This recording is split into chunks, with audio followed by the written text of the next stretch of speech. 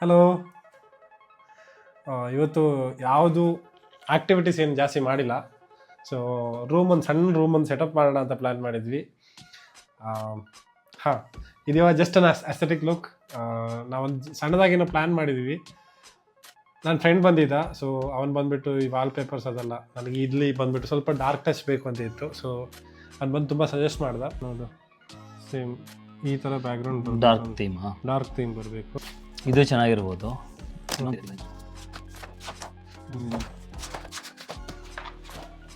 ಇದು ನಿಮ್ಮ ಥೀಮ್ಗಲ್ಲ,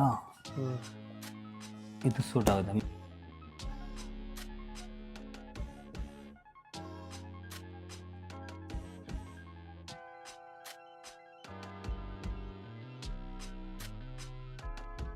ಒಂದು ಇದು ನಂಗೆ ಸಿಕ್ಕಾಪಟ್ಟೆ ಇಷ್ಟ ಆಯಿತು ಅವ್ನು ಸಜೆಸ್ಟ್ ಮಾಡಿದ್ರಲ್ಲಿ. ಸೊ ಅದನ್ನು ಬಜೆಟ್ ಫ್ರೆಂಡ್ಲಿ ಆಗಿದೆ.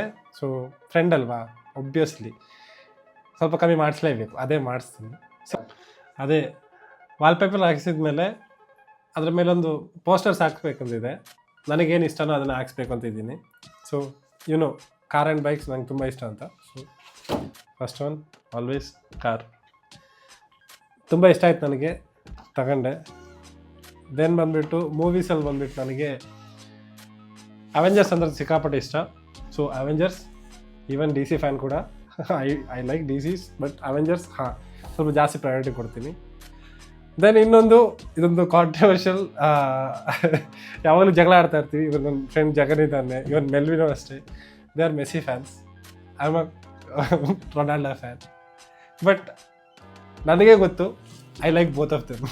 ಸೊ ಇಬ್ಬರದು ಇದೆ. ದೆನ್ ಮೈ ಫೇವ್ರೆಟ್, ಯಾವತ್ತಿದ್ರೂ ಬಿಟ್ಕೊಡಲ್ಲ, RCB forever, RCB fan forever. ಸರಿನಾ?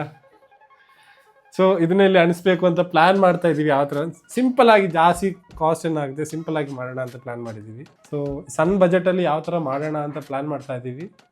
ನೋಡೋಣ, ಇವಾಗ ಲುಕ್ ಹಿಂಗಿದೆ. ಸೊ ಆಫ್ಟರ್ ದ್ಯಾಟ್ ನೋಡೋಣ. ಅಂಟಿಲ್ ದೆನ್ ವೇಟ್ ನಾನು ಪ್ಲ್ಯಾನ್ ಮಾಡಿದ್ದು ಬಂದಿಲ್ಲ. ಇನ್ನೊಂದು ಸತಿ ಸ್ಟಾರ್ಟ್. ಸಿಂಪಲಾಗಿ ಇಷ್ಟಿದೆ, ಇನ್ನೂ ಸ್ವಲ್ಪ ಚೆನ್ನಾಗಾಗಿ ಮಾಡೋಕ್ಕೆ ನೋಡೋಣ.